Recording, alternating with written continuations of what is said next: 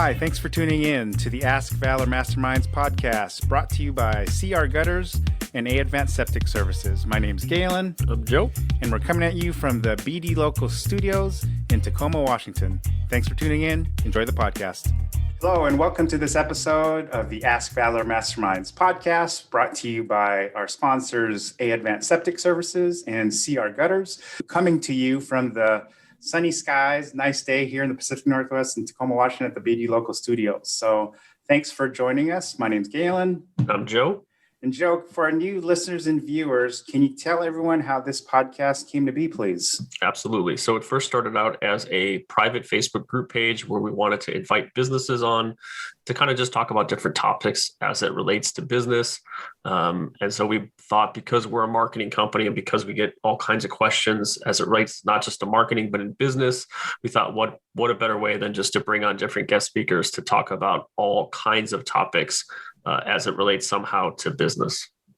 Awesome. So Joe, can you introduce our guest, a fellow Pacific Northwest resident and everything? Take it away. Yeah, absolutely. So I actually met Tina on a site called Podbooker. When we're building out our podcast guests, we're always looking for amazing guest speakers to bring on. And I ran across her and I'm like, this is someone that we have to have on. So I'm excited today to have a fellow marketing business on the podcast, Tina Mulkin with Kindred Marketing.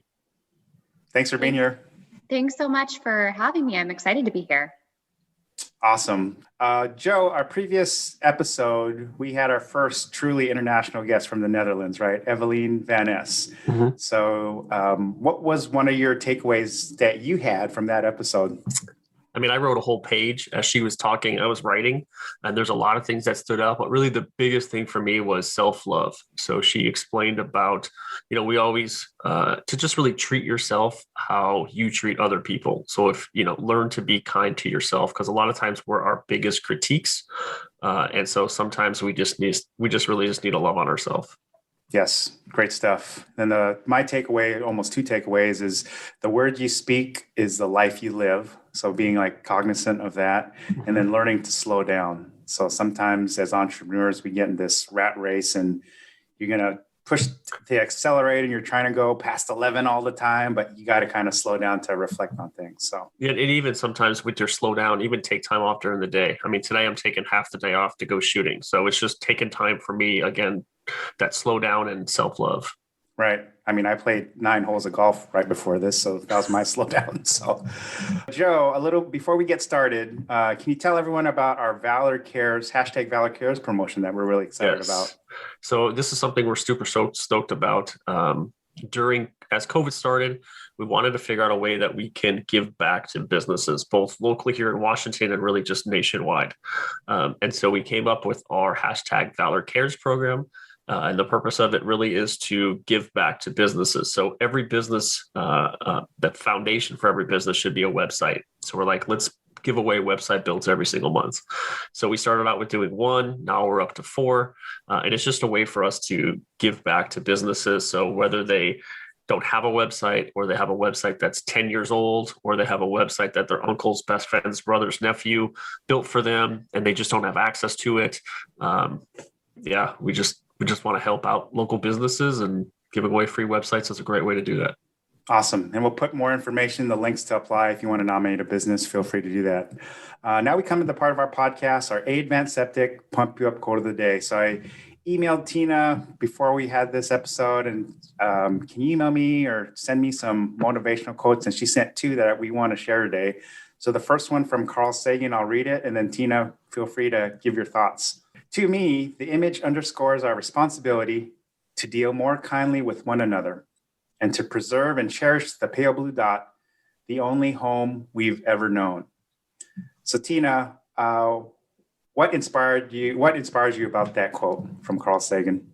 Yeah, absolutely. So for people that don't know, this pale blue dot image was captured on February 14th in 1990. And what was happening is Voyager 1 was traveling to the edges of our solar system. And Carl Sagan had the idea that he wanted to turn Voyager 1's camera around and take a picture of the Earth from billions of miles away. And he knew that that would be anchoring in terms of our perspective as humans, and understanding how small we really are. And for me, as a self-described and self-proclaimed sustainable marketer, that's anchoring for me for a couple of reasons, and it's motivating for me for a couple of reasons. One is that, yes, we have to do our part to protect the environment in which we live, but it's not just about the earth, it's also about the humans within that environment and acting more kindly to one another and understanding how to really build an environment that we ought to want to inhabit into the future. And that deals with things that are more than just about sustainability. It deals with diversity, equity, and inclusion. It deals with ethics, especially in terms of the way that we're grappling with the ethics of technology right now, and all sorts of issues. It's really just about creating an environment that we want to inhabit. So that's why that's motivating for me. And I guess like the COVID era, the pandemic has kind of probably forced all of us, and probably you with that quote kind of even reflecting even more on you talking about the sustainability. People were locked up, and we do have this planet, and then there's a lot of issues, both environmentally, socially. I know a lot of companies, big businesses, big brands have DEI initiatives, to kind of make awareness of that. So great stuff. Then our second quote, cue image 5, from Larry Page, the former Google Alphabet CEO, right? So make sure everybody in the company has great opportunities, has a meaningful impact, and is contributing to the good of society. So your inspiration with Mr. Page's quote. Sure. So for me, that really says that we want to make sure that our employees within an organization are connected to the impact that they have within that organization. And we're going to talk a little bit later about why culture is such an important part of marketing and public relations. And for me, that's just anchoring in why culture is so important and why it's important for people to connect with their impact. Awesome stuff. Right. So now we come to our CR Gutters Did You Know segment. So this is part of the segment where we try to bring different things to what we're talking about with the topic, just to give a different perspective. So signs you're not cut out to be an entrepreneur. So Joe and I came from a big box marketing company. We did the corporate thing and everything.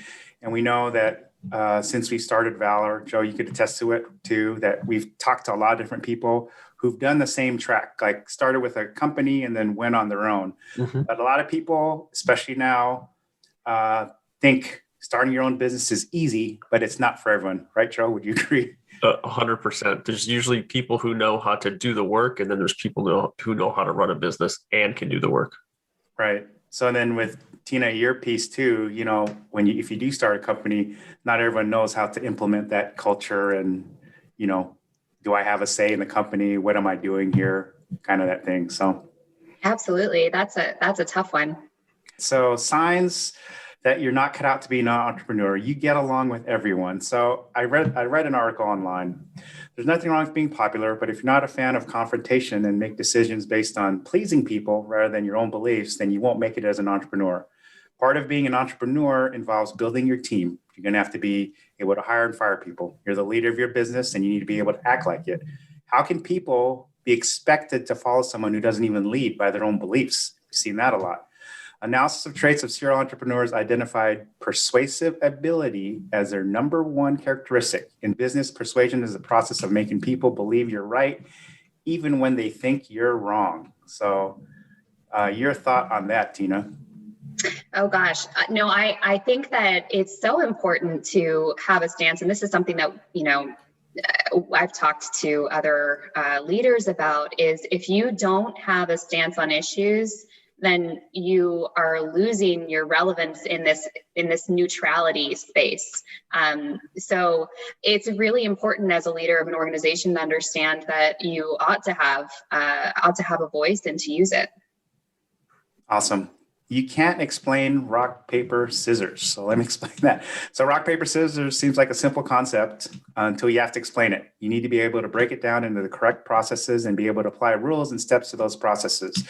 A game that appears extremely straightforward is actually quite complex when you break it down. Your business is the same. Being able to communicate your ideas and breaking down their implementation is a key skill for any entrepreneur. Even if an idea seems simple in concept in reality, it may be far more complex, but you need to be able to explain it regardless. Your thought there, please. And Joe, if you have anything also. Yeah. So when you sent this outline, I was like, would I be able to explain rock, paper, scissors? Like, I don't know, maybe I don't qualify as an entrepreneur. It's actually a lot more difficult than you might expect.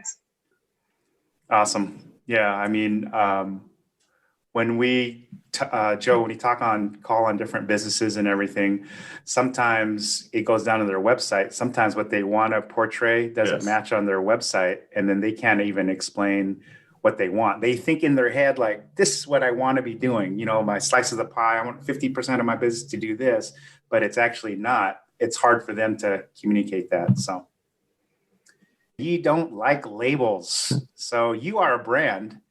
And you have to be able to market it. Even if you know nothing about marketing and you don't know what image you want to present your business under, you have to figure it out. Don't want to tie your business down to a label? Then make a no label your brand or rethink your decision to start a business. With no brand, you have no business. So talk to us about that label when you come across your clients. I'm sure this is probably that comes across that they don't know how they want to be, and they need your help to do that, right? Oh, yeah, absolutely. I think that oftentimes clients get in this spot of indecision where they're so connected to the work that, we want to use this image over this image. And there's so much nuance that people end up getting in their own way and not making a decision or not really having a clear direction for their brand. And sometimes it does take an outsider to say, this is actually what this conveys, or this is the image you should choose, or based on what your values to be. And I think that's where it really needs to be anchored, is what is your purpose and what are your values, and how do you convey that in images and labels, and make sure that you're making the impact that you want. But it's a big question. But isn't branding also more about like the font that you're using and the colors that you're using and that sort of thing as well? Yeah, absolutely. I mean, it's all part of the package, right? It's all part of someone's perception of a brand. Okay. Are there any colors that you know of off the top of your head you should not use? You can see these infographics online on colors to stay away from. I actually, based on some assessments of what's impactful, obviously red and blues and whites are very common in terms of the impact that they have on people. But I actually tend not to prescribe to the traditional archetypes. And I like to try to be a little bit different in terms of the way that a brand is packaged holistically. So it's less about the color than about how everything works together in terms of the way that it resonates with a possible consumer. Awesome. Thank you. You follow the recipe. So let me explain. So you've read every book there is about running a business. You know the stories of the most successful entrepreneurs by heart. You follow them on social media. You know all the rules and guidelines, and you follow them to a T apart from one. There's always a fine print at the end of every startup guide, which states the above rules are subject to be broken. So remember, entrepreneurship is linked with innovation, and following someone else's path isn't exactly innovative. Anyways, the majority of time, success is random. You can't replicate that. There may be the best practices when it comes to running a business, but sticking rigidly to them can hold you back. In order to be cut out for entrepreneurship, it's not for everyone, and I'm not discouraging anyone. You need to be willing to bend and break the rules. You have to make your own success. So your thought on that, please. Sure. So, I agree with a lot of it. I also think that there are some good, I'm a planner. I like to have a plan. I like to follow a structure, and there's space for that in the entrepreneur world, I think. But I absolutely understand the idea of sometimes what you're trying to solve for, it doesn't have a system, it doesn't have rules, and you have to be the one that's comfortable creating that system or those rules. And so that is an important perspective to have as an entrepreneur, not being afraid to be the first, or afraid to solve a problem, or afraid to fail. So be a pathfinder and then fail forward. Absolutely. Awesome. And then our last image of our CR Gutters Did You Know segment, which will kind of go into the topic after we formally introduce Tina. So the culture of organizational marketing. So many public PR companies tend to manufacture news, and there's even an expectation from brands that this is how it should go. You are a PR firm, and there you go, you get your things. But the most powerful brands focus their energy differently. Their PR efforts are around making genuine impact and broadcasting that impact. In short, the best PR comes from when company initiatives and impact are generally newsworthy, and the best PR companies focus on activating initiatives that truly impact lives and culture. The earned media will follow. So you sent that to me. It kind of resonated to Joe and I. We just wanted to get your quick thought before we get into how you build that up. So yeah, so oftentimes, to your earlier point, as a PR company, it can be difficult to explain what we actually do within an organization because our work focuses so much internally on organizations in terms of that organizational culture, because employees end up being really, really powerful brand ambassadors for a company. And if employees are connected to the mission and the impact of the company, then that translates and is broadcasted outside of the company in really powerful ways and becomes part of your public relations story. So that's why it's such an important piece of it for our company and for our clients. And I have some examples that I'll share as we get into the conversation. Awesome. Joe, can you formally introduce our guest, Tina, please? Absolutely. So yeah, Tina's with Kindred Marketing. She's named a top communications professional by INC Magazine, CEO of Kindred PR, recognized as a top community leader by 100 Effect organization, recipient of one of the Folio Top Women in Media Awards 2020, executive director or cause influence at Et al. Media. And then Tina is a regular contributor to Entrepreneur and has been featured in Forbes, Elite Daily, Huffington Post, New York, Lifestyle Magazine, and Thrive Global. So everyone, welcome Tina. Thanks for that. I know that Galan likes little tidbits, so I've been following you a little bit, not stalking you, but following you a little bit on social media. And so I see that you're training for an Ironman. Is that correct? It's a half Ironman, but yes, I am. So can you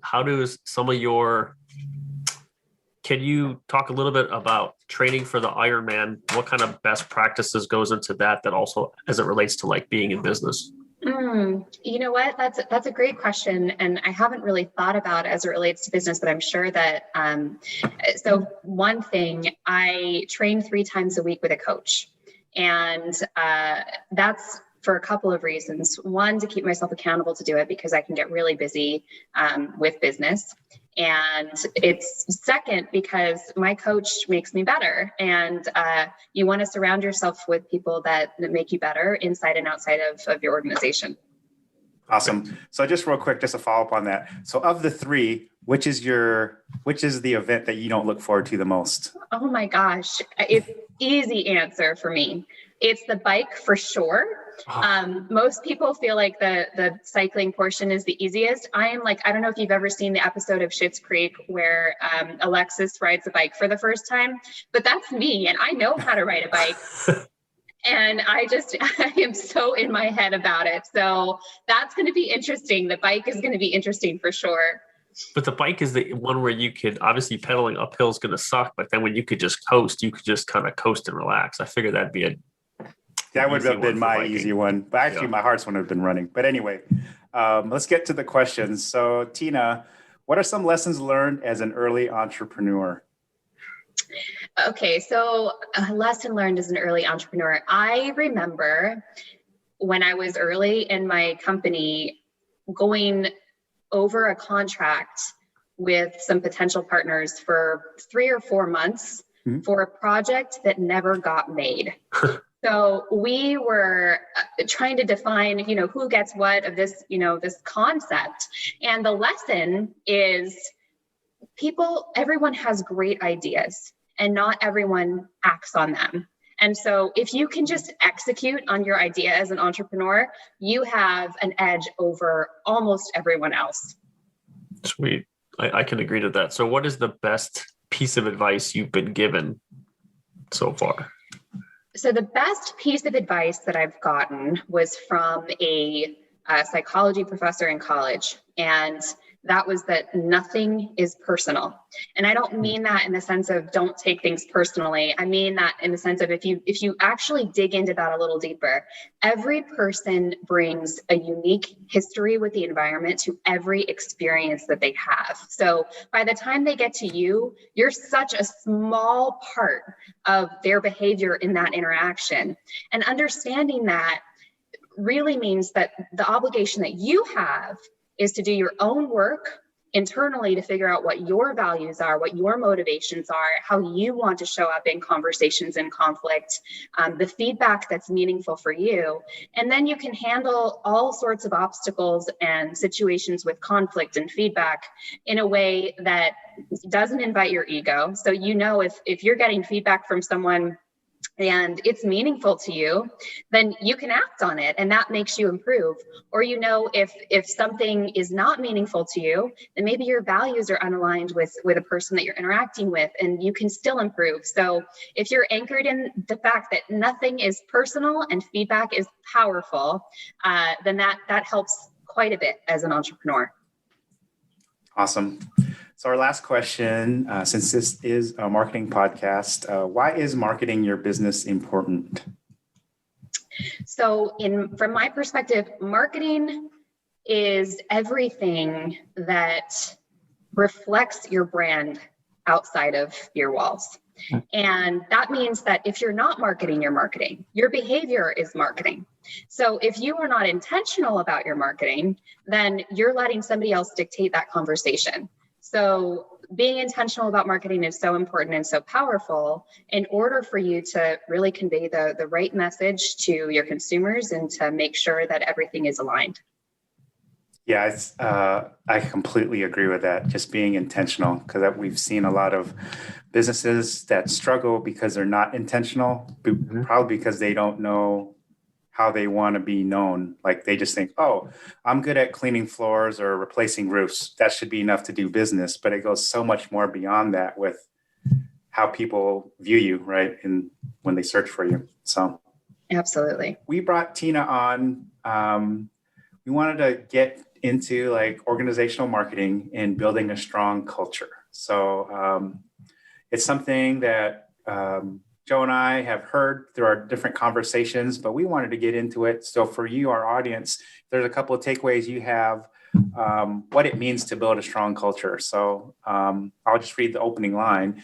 Building a strong culture is an ongoing effort. It's never finished. Culture is something that's reinforced with every interaction inside of and with an organization. It's about naming an organization's values, getting intentional about them, being consistent in the way you talk about and engage with them, holding each other accountable, and taking personal accountability when you get it wrong. It's about course correcting and having safety to do that. So it's a powerful thing to foster this kind of trust and safety within an organization. And it becomes evident externally in the way that employees respond to and engage with the public. So I just love that. And just want to have you kind of give us some tips on, what our audience or other entrepreneurs can take in some of the advice to implement in their own businesses.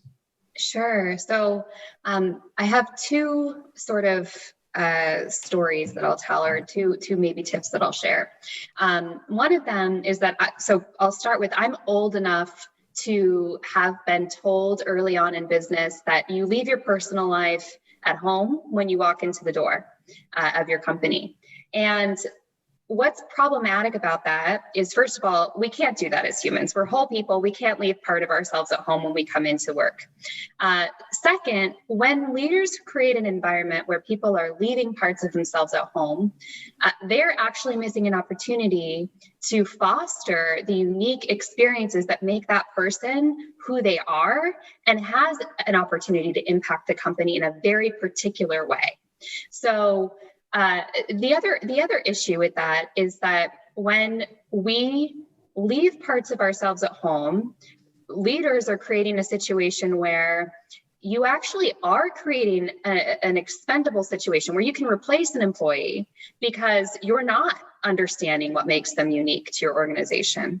And therefore, that employee does not have a connection to the impact, to their own impact with respect to your brand, and they don't have a connection to the impact that your brand has outside of the organization as well.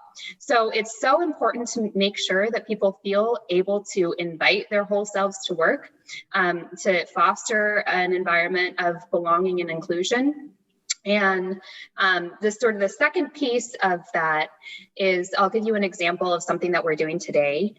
Later today, we are going to be facilitating a conversation for one of our clients about rising discrimination toward the Asian American Pacific Islander community and how organizations ought to behave in light of these rising hate crimes.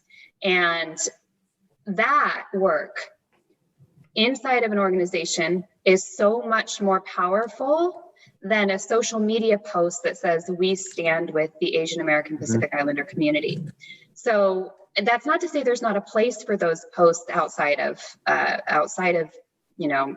to speak solidarity. There is a place for that. But if you're not doing the work internally at an organization, there's really no place for you to say so externally. And also, you shouldn't underestimate the way that the actual work will impact the members of your organization and how that impact translates outside of your organization. So it's almost like you want your company, the organization, you're treating like employees as assets. You know, when you do a social media post as a company, it's like a blanket approach of our company says this.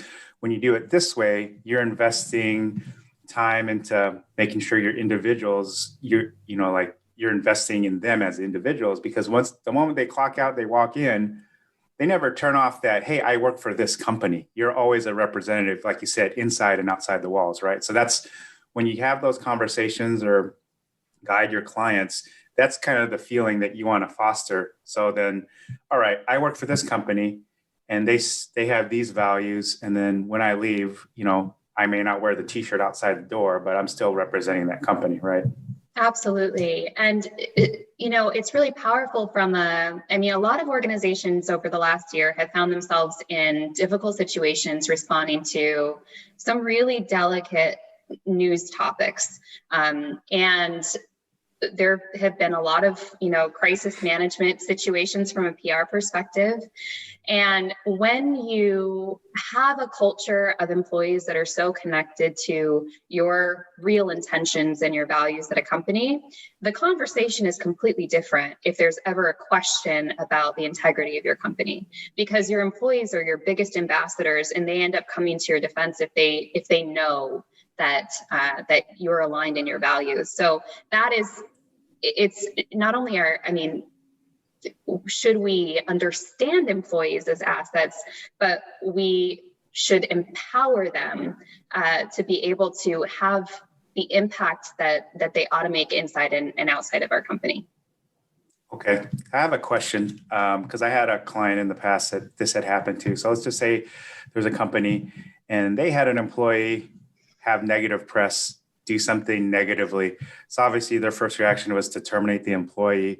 Is there a best practice for an everyday business out there that when that happens on how to pivot the narrative, or how you kind of you don't want to step back, but how to lead with the front foot when that kind of situation happens? You know what? This is such a difficult question and something that I have definitely dealt with over the last year. So the answer is you have to be clear ahead of time what you tolerate within an organization, where there's room and space for an individual to grow. And if you're clear in those things and you're anchored in those things, then it becomes a much easier decision whether or not to part ways with an employee.